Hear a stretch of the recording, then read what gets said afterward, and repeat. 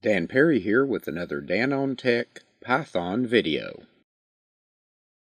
Okay, in this video we're going to be looking at Python's math operations, and it contains all of the standard math operators.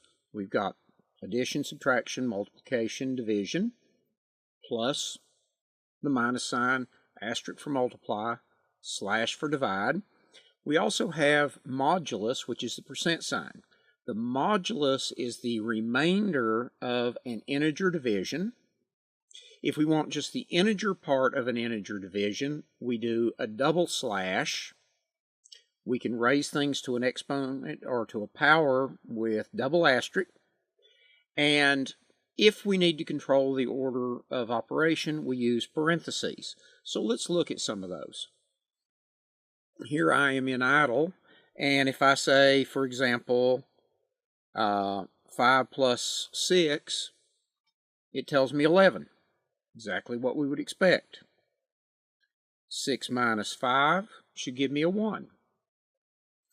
And these are integer operations right now, but we can do floating point numbers. So I could do 5.5 plus 7.2, and that would give me 12.7. I can divide 10 divided by 3. Even though 10 and 3 are integers, the result it gives is a floating point or real number. I could do multiplication. 10 times 3 gives me the 30, as I would expect. Now, those are the ones we are used to. Now, let's look at the modulus. So if I said 7 divided by 3, that gives me 2.33.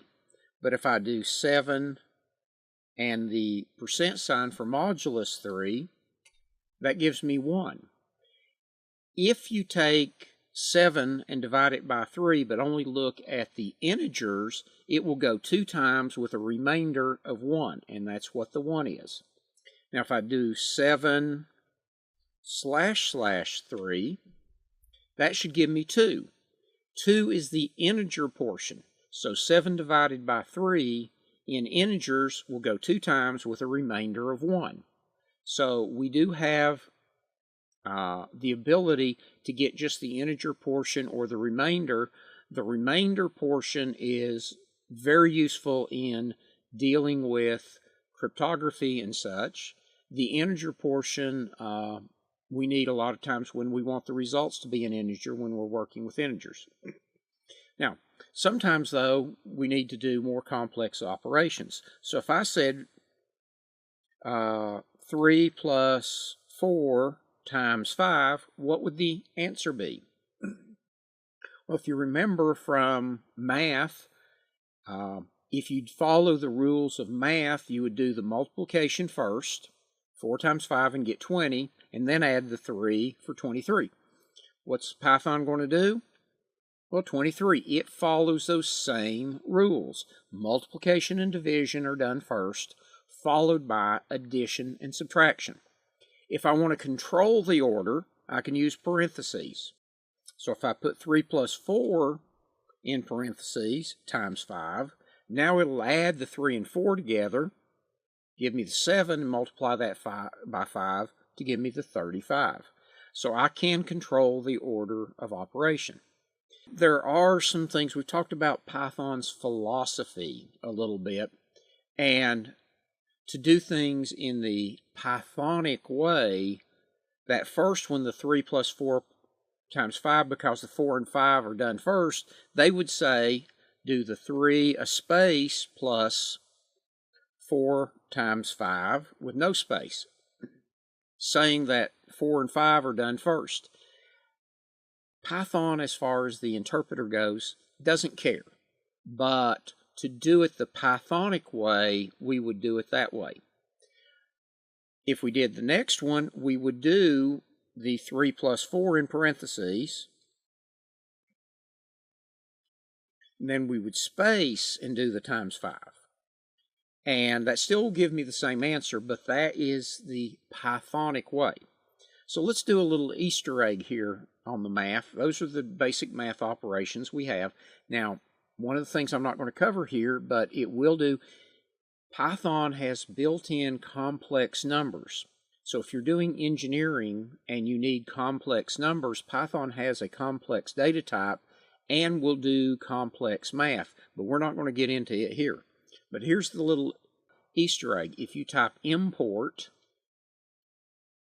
this, you get a little Easter egg, which is basically the Python Zen or the Python way. And it is, in fact, it says the Zen of Python. And I'm not going to read the whole thing, but the first couple of things are kind of important in the philosophy. Beautiful is better than ugly. Explicit is better than implicit. Simple is better than complex, and complex is better than complicated.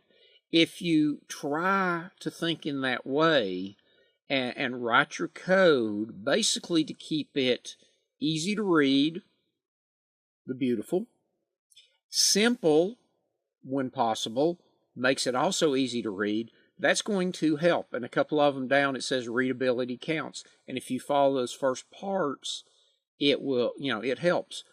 Some point, do and import this, read the whole thing, and as you work in Python, eventually you're going to find that you're going to be looking at these. So periodically go back and look and see, am I doing these things? And it will help you in your learning to program well. Thank you for watching this Dan on Tech video. Please subscribe to this playlist so you don't miss future videos. Please check out and subscribe to our other Dan on Tech channel playlists.